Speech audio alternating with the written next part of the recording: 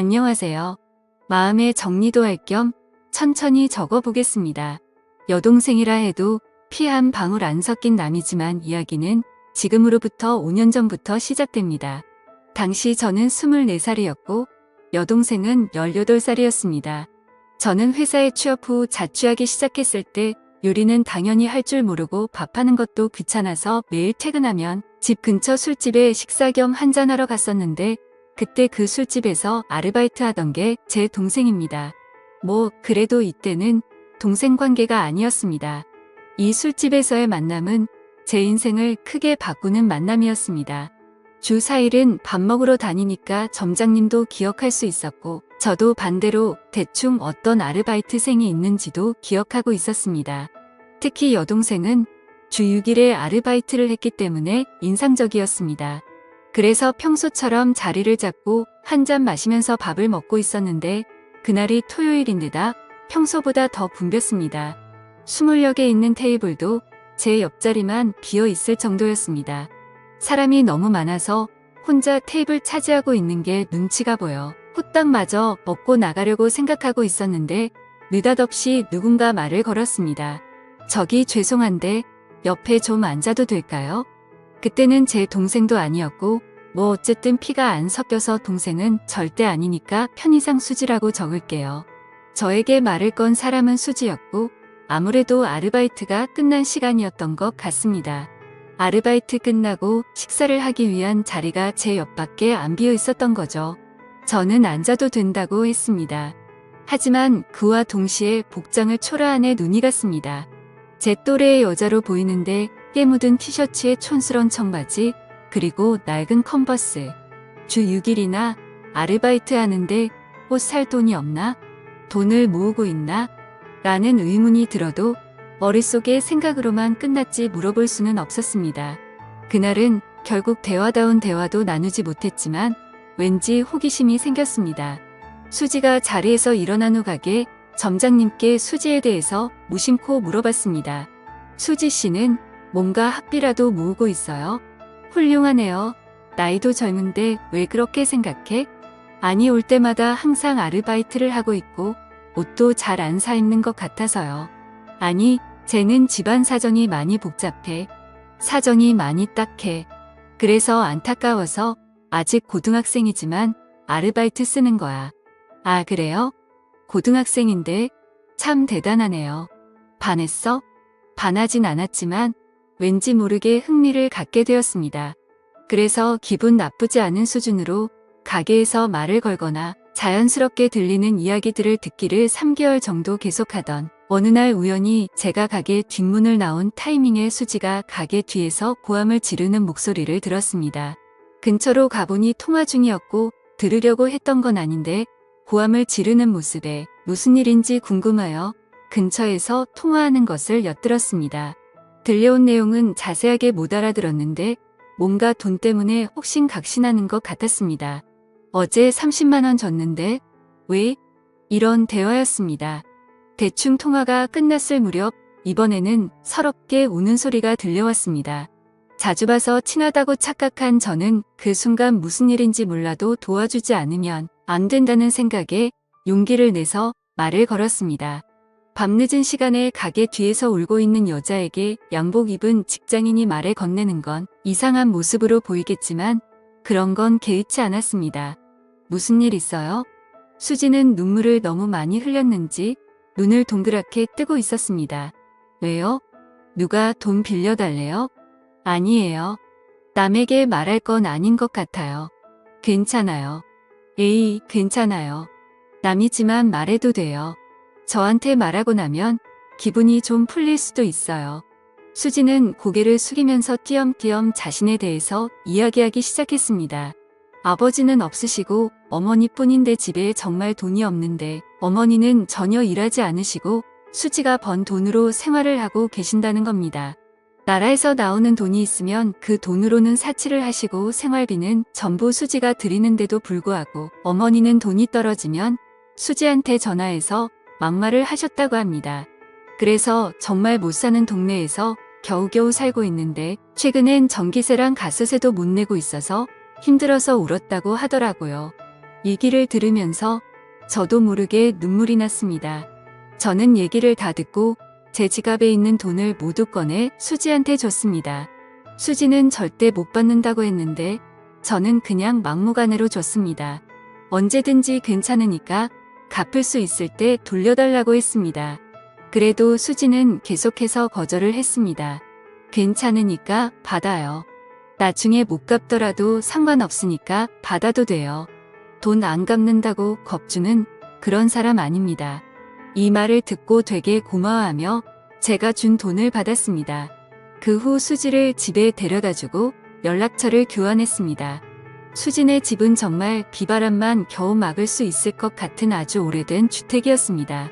그걸 보고 저는 울컥하는 기분이 들었습니다. 돈은 2주 뒤에 돌려줬습니다. 저는 무슨 일이 있을 때마다 수지를 신경 썼습니다. 아르바이트만 하니까 공부가 소홀해진 건 아닌지 그런 생각이 들어서 가르쳐 주거나 집에 안 쓰는 물건 같은 것도 주고 했습니다. 고등학생과 사귀는 사이거나 그런 건 절대 아니었고 친구처럼 꽤 친해져서 제 집에도 자주 들락날락했습니다.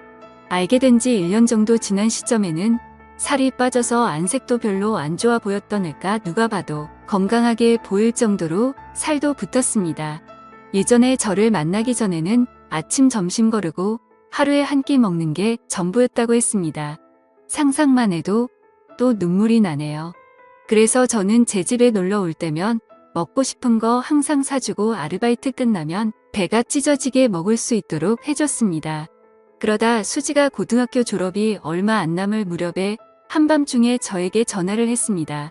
상당히 동요하는 목소리였고 숨을 제대로 못 쉬는 것 같았습니다. 통화로는 대화가 어려웠고 결국 저는 수지의 집으로 향했습니다. 집에 도착하니 수지가 나왔는데 눈물 범벅인 얼굴과 토사물이 얼굴과 옷 여기저기에 묻어 있었습니다. 천천히 진정시키고 무슨 일이냐고 물으니 어머니께서 갑작스레 심장마비로 술집 화장실에서 쓰러졌다는 겁니다. 계속 눈물만 흘리고 어쩔 줄 몰라 하는 수지를 데리고 어머니께서 옮겨진 병원으로 함께 갔습니다. 병원에 도착하자 이미 어머니께서는 안치소 같은 곳에 있었습니다. 같이 술을 마셨던 것 같은 아저씨가 거기에 있었습니다. 화장실에서 멀리 볼 때 심장마비를 일으켰나봐 수지는 계속 울었고 저도 어떻게 해야 할지 몰라서 저는 그냥 나왔습니다. 근데 그때나 지금이나 저는 깊이 생각을 안 한다던가 제멋대로인 면이 있는 건 알고 있지만 수지 어머니께서 쓰러지셨다고 했을 때 차라리 이게 잘 된 게 아닐까 생각했습니다. 지금까지 수지를 괴롭혔고 수지도 자유로워질 수 있다고 생각했거든요. 하지만 수지는 효도를 못했다던가 자기가 신경 쓰지 않았기 때문에 죽었다면서 흐느끼어 울었습니다. 확실히 자기를 힘들게 했던 사람이라도 유일한 가족이었기에 어머니를 잃은 수지의 슬픔은 깊었습니다. 그 후 장례식이니 뭐니 하는 것은 어머니의 형제간에 거행하게 된 모양이었습니다. 그 장례식에서 앞으로 수지는 어떻게 해야 할지에 대해서 형제들끼리 대화를 나눈 것 같은데 일단 미성년자이니까 누군가가 수지의 양치권자가 되어야 하는데 아무도 맡으려고 하지 않았습니다. 다들 모르는 척 곤란한 척 하기 바빴습니다. 정말 가족이란 게 뭘까 하고 속상했습니다. 고등학교를 졸업하면 취직해서 독립할 거고 미용사가 되고 싶다고 딱 한 번 말한 적이 있었는데 하고 싶은 것을 할 수 있는 환경에서 꿈을 이뤘으면 좋겠다는 제 바람과는 달리 잘 안 될 것 같아 보여서 슬펐습니다. 결국 마지막에 수지의 이모가 돌보게 됐는데 저는 아무래도 납득이 가지 않아서 한 가지 생각을 하게 되었습니다. 여자친구도 아니고 미성년이고 주위의 시선들도 신경 쓰였지만 그래도 저는 수지가 행복하길 바랬습니다.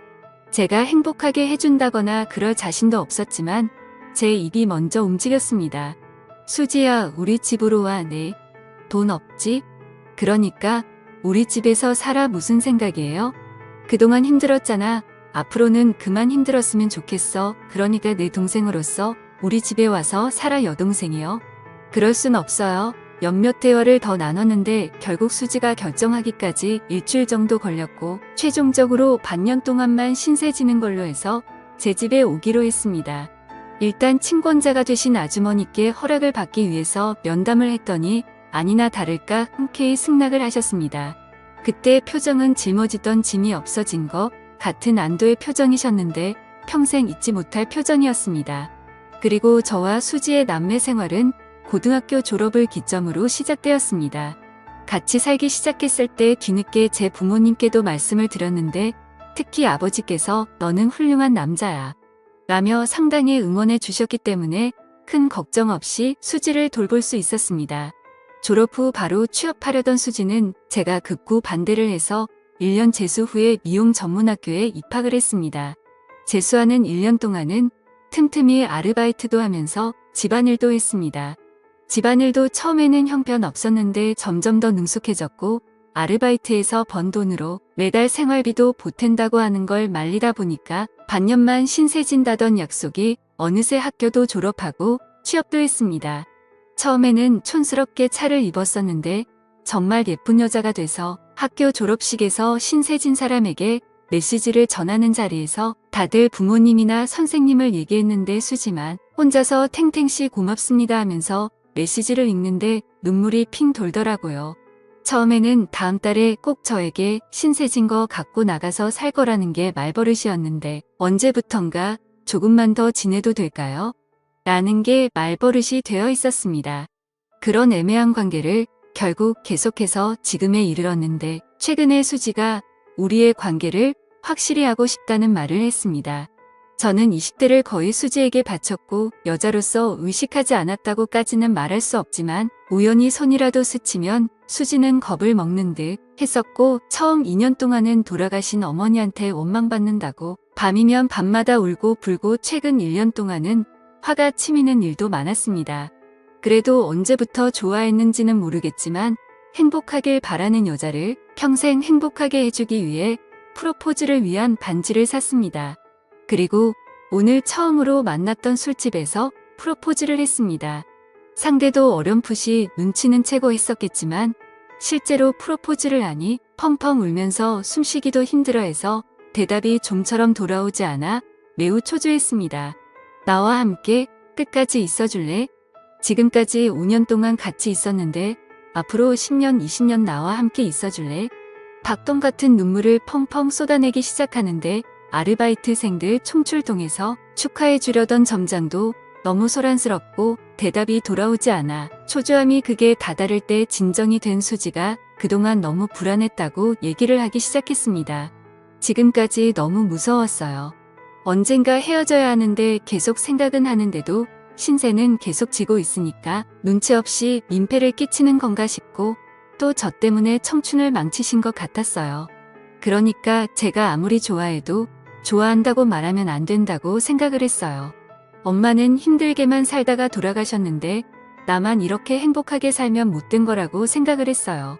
눈물 범벅된 얼굴로 흐느끼며 여자로 안 보는 것 같아 괴로웠다는 등의 얘기 끝에 프로포즈를 받아줬습니다. 집으로 돌아오는 길에도 울었는데 집에 도착해서는 너무 늦게 프로포즈했다며 저에게 화도 냈습니다.